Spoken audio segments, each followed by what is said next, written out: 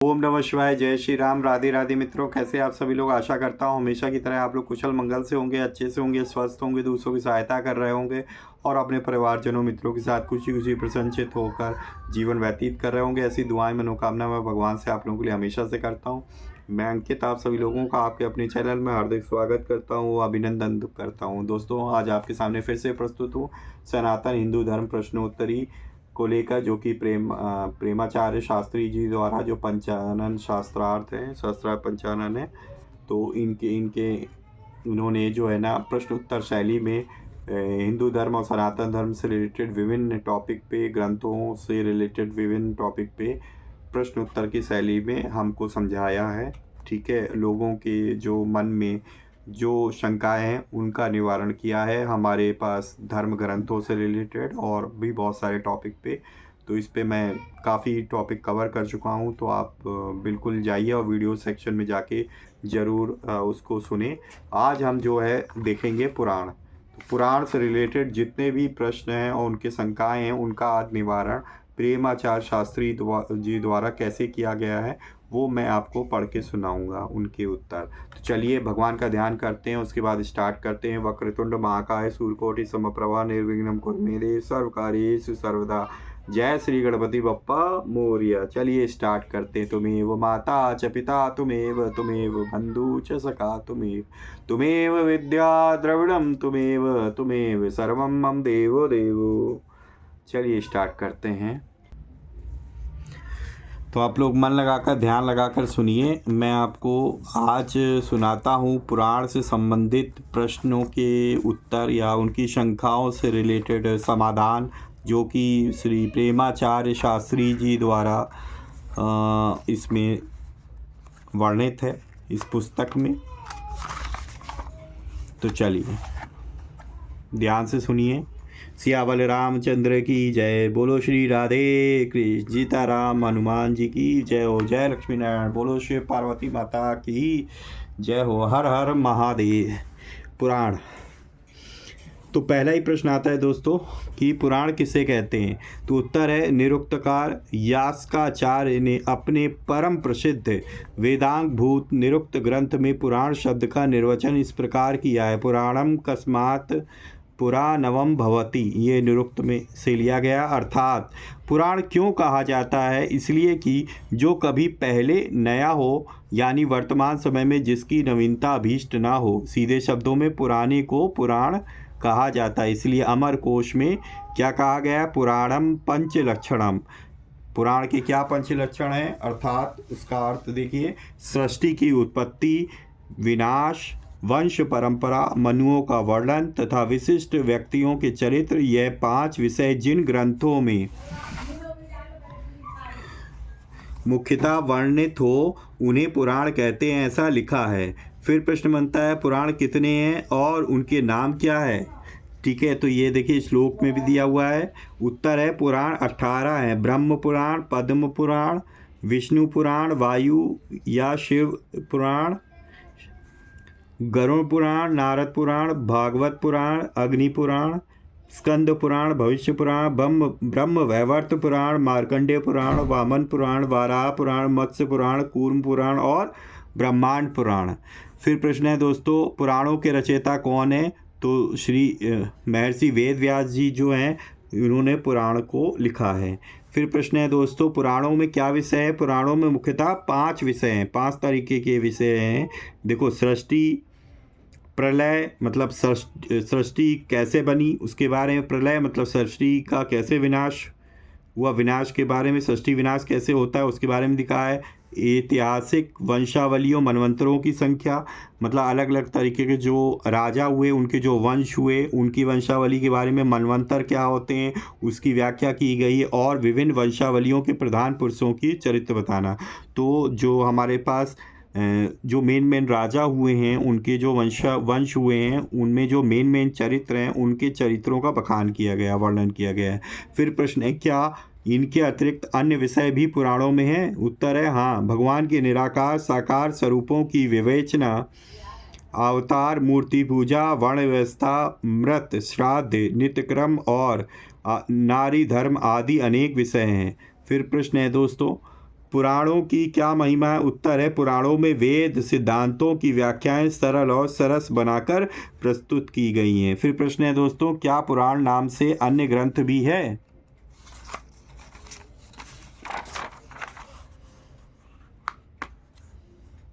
तो उत्तर है दोस्तों, हाँ, 18 उप पुराण है। उप पुराणों के नाम लिखे थे। तो पुराण कौन से हैं? आदि पुराण सनत कुमार ने जो बनाया है इसको, और नरसिंह पुराण, स्कंद पुराण कुमार का बनाया, शिव धम्म पुराण नंदीश का बनाया, दुर्वासा पुराण, नारदोत पुराण, कपिल पुराण, वामन पुराण, औशनस पुराण, ब्रह्मांड पुराण, वरुण पुराण, कालिका पुराण, महेश्वर पुराण, सांब पुराण, सौर पुराण, पाराशर पुराण, मारीच पुराण और भास्कर पुराण, ये 18 उपपुराण हैं। इसके बाद दोस्तों आते हैं कि क्या औपुराण भी है? हाँ, औपुराण भी है। औपुराणों की संख्या भी 18 है, मतलब सारे पुराण 18 हैं, उपपुराण 18 है, औपुराण 18 हैं, जिनमें वह नारद और खासकर हरिवंश का तो बहुत ही प्रचार है। अलबरेनु अल्बेरुनी के वृत्तांत में आदित्य और नंदा, जो नंदकेश्वर का अपभ्रंश प्रतीत होता है, नामक और पुराणों का भी उल्लेख मिलता है। अतः निर्विवाद ये ग्रंथ भी नवीन नहीं है, जैसा कि कुतर्की लोग कहते हैं। और पुराणों का नाम इस प्रकार है, देखिए श्लोक में भी दिया हुआ है। सनत कुमार, जो कि ये वृहद विवेक अध्याय 3 से लिया गया है श्लोक। सनत कुमार पुराण, वृहन नारदीय पुराण, आदित्य पुराण, मानव पुराण, नंदिकेश्वर पुराण, कौर्म पुराण, भागवत पुराण, वशिष्ठ पुराण, भार्गव पुराण, मुद्गल पुराण, कल्की पुराण, देवी पुराण। कल्की पुराण और पुराण में आता है, उपपुराण में भी नहीं आता। देवी पुराण भी, महाभागवत पुराण भी और पुराण में आता है।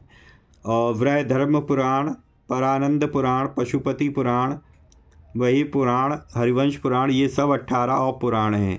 प्रश्न आता है, पुराण, उपपुराण और पुराण और यहाँ तक कि महाभारत के पर्व भी 18 ही क्यों हैं? तो सही बात, ये तो प्रश्न आना लाजमी है, जाहिर सी बात है, कॉमन सी बात है कि हर चीज़ 18 क्यों है। उत्तर है, तो पुराणों का प्रधान विषय सृष्टि है। सतप्रथ ब्राह्मण के अष्टम कांड में सृष्टि नाम की इष्टिकाओं के उप प्रधान की जहाँ विधि है, वहाँ 17 इष्टिकाओं के उप प्रधान की उत्पत्ति बताते हुए सृष्टि के 17 भेद निरूपित हुए हैं और उन 17 का संबंध एक मुख्य प्रजाति से बताया गया। इस प्रकार वैदिक प्रक्रिया अनुसार सृष्टि के 18 भेद सिद्ध होते हैं। तो यहाँ पे देखिए यजुर्वेद का दिया हुआ है यहाँ पे रेफरेंस।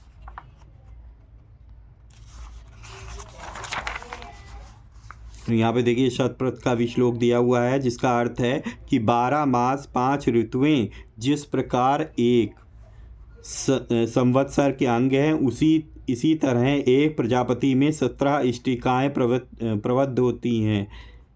सृष्टि के अष्टादश भेदों पर सृष्टि रखने के लिए सृष्टि प्रतिपादक ग्रंथ के अष्टादश भेद होना आवश्यक समझा गया है।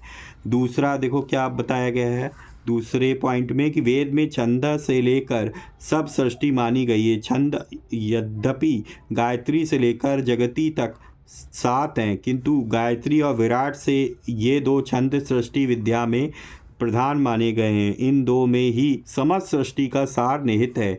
वैदिक प्रक्रिया में गायत्री को भूमि स्थानीय प्रकृति की प्रतिनिधि माना गया और विराट को द्योह स्थानीय पुरुष का प्रतिनिधि स्वीकार किया गया है। ध्यावा भूमि या विराट गायत्री ही सृष्टि के मुख्य आधारभूत तत्व हैं। सो गायत्री अष्टाक्षर पाद का छंद है और विराट दशाक्षर पाद का। 8 और 10 18। यो छंद सृष्टिवाद की ओर दृष्टि आकृष्ट करने के लिए भी सृष्टि ग्रंथों का अष्टादश संख्या से संबंध रचना आवश्यक है। उपर्युक्त विवेचना से आधारभूत नीचे लिखे गए प्रमाण द्रष्टव्य है। तो प्रमाण भी दिया, गायत्री व इयम पृथ्वी शतप्रथ से लिया गया है।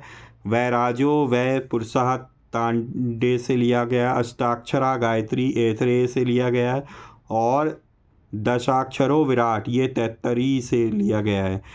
तीसरा पॉइंट है दोस्तों कि दृश्य ब्रह्मांड के समस्त पदार्थों का स्थान सत्ता की दृष्टि से वैदिक प्रक्रिया में 3 भागों में विभक्त किया गया है। पहला है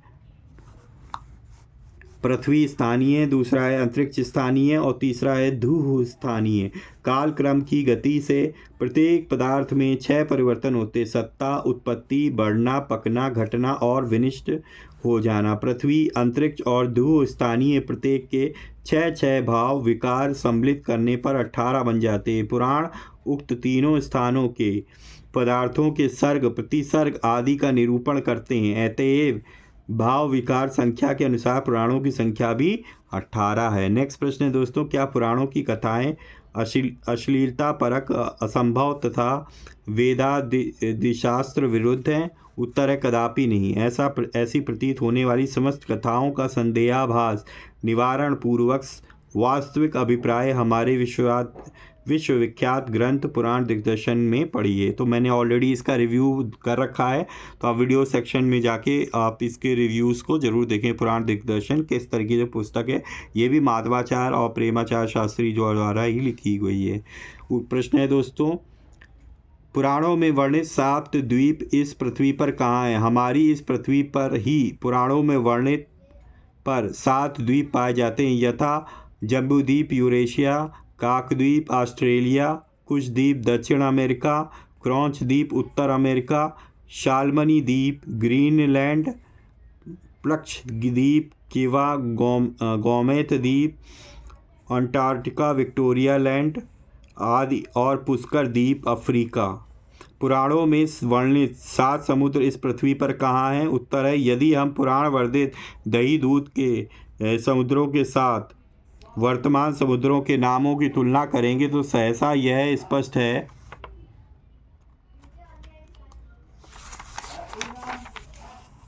स्पष्ट हो जाएगा कि अब भी उन समुद्रों के नाम प्रायः पौराणिक नाम से ही के समान ही प्रसिद्ध हैं, यथा इचुरस समुद्र, सीमोर सी, सुरा समुद्र, अटलांटिक सी, सर्पी समुद्र हडसन और दधिमंड समुद्र अंटार्कटिक, क्षीर सागर वाइट ओशियन, स्वादुदक रूम सागर, रवण समुद्र इंडियन ओशियन। तो ये सारी चीज़ें। नेक्स्ट प्रश्न है, इस भूमंडल का पार्थिव सुमेरु कहाँ है? उत्तर है, पुराणोक्त लक्षण के अनुसार पार्थिव सुमेरु का अन्वेषण करना चाहे तो एशिया और यूरोप की सीमा को व्यक्त करने वाला यूराल नामक पहाड़ ही हो सकता है, क्योंकि पुराणों में सुमेरु को भूमंडल का मध्यस्थ पर्वत माना गया। तदनुसार पार्थिव मेरु भी हमारी इस पृथ्वी के ठीक मध्य में होने वाला कोई पहाड़ ही होना चाहिए। सो यदि यूराल पर्वत की मध्य चोटी पर से पृथ्वी के गोले पर एक रेखा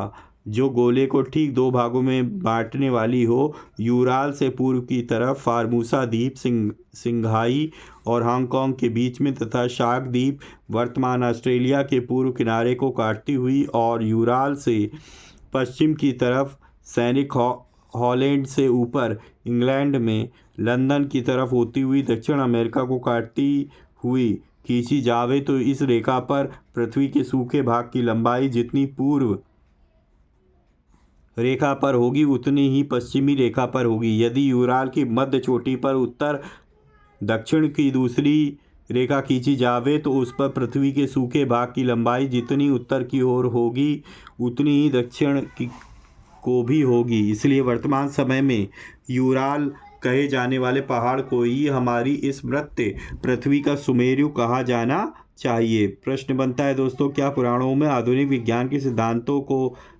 भी पाए जाते हैं? तो उत्तर है हाँ। पुराण सागर में वैज्ञानिक सिद्धांत रूप अनमोल रत्नों की कमी नहीं है, परंतु उन्हें प्राप्त करने के लिए गहरे गोते लगाने की आवश्यकता है। फिर प्रश्न है दोस्तों, पुराणों में वर्णित कुछ आधुनिक वैज्ञानिक सिद्धांत को बताइए। उत्तर है ज्वारभाटा। आधुनिक विज्ञानवादियों का मत है कि चंद्रमा के आकर्षण से समुद्र जल बल्लियों उछाल मारने लग जाता है। यद्यपि पृथ्वी के निर्जल भाग पर भी आकर्षण का प्रभाव पड़ता है, तथापि सूखे भाग के ठोस होने के कारण वह हमें प्रतीत नहीं होता, परंतु जल तरल है इसलिए वह चंद्र के आकर्षण से खिंच जाता है। वैज्ञानिक परिभाषा में से ज्वारभाटा कहते हैं। विष्णु पुराण में भी यही बात बड़ी सरलता के साथ समझाई गई है। तो ये दोस्तों विष्णु पुराण से लिया गया है हमारे पास। अर्थात आँच लगने से जिस प्रकार डेग का पानी ऊपर उबलता है, उसी प्रकार चंद्रमा के पूर्ण हो जाने पर आकर्षण से समुद्र का पानी भी उमड़ता है। प्रायः देखा जाता है कि समुद्र का जल 510 अंगुल के लगभग बढ़ता घटता है। यदि वर्तमान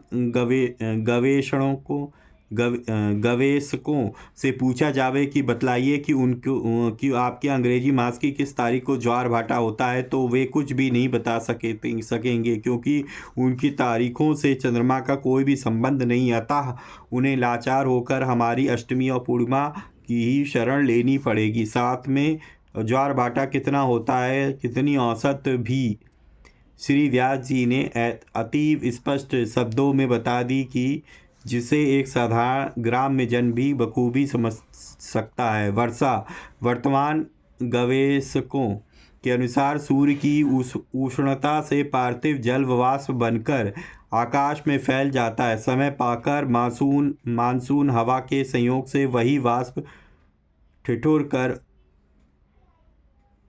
कणशः होकर बरस जाती है, किंतु वे मानसून हवाएं कब कब चलती हैं उसकी भविष्यवाणी करने में वे असमर्थ हैं। परंतु पुराण ग्रंथों ने इस प्रश्नों को बड़े ही सुंदर और सरल ढंग से हल किया गया है। तो देखिए श्लोक का यहाँ पे वर्णन दिया हुआ है। बुध और शुक्र नामक ग्रह जब एक राशि पर निकट निकट रहते हैं तब जल बरसता है, और यदि उन दोनों के बीच में सूर्य पड़ जाए तो वृष्टि नहीं होती। बुध, शुक्र और बृहस्पति के उदय तथा अस्त होने के समय एवं मंगल और शनि के वक्री उल्टी गति होने के समय वृष्टि होती है। मंगल अतिचार में और शनिश्चर पूर्वोक्त तीनों परिवर्तनों के समय वृष्टि करता है। भारतीय किसान भी इस वैज्ञानिक बात से भली भांति परिचित है। वे लोग चतुर्मास में बुध शुक्र का मेल पूछा करते हैं।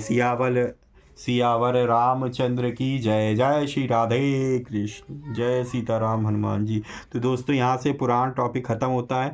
अब हम लोग नेक्स्ट सेक्शन में मैं आपको बताऊंगा इतिहास और ईश्वर और अवतार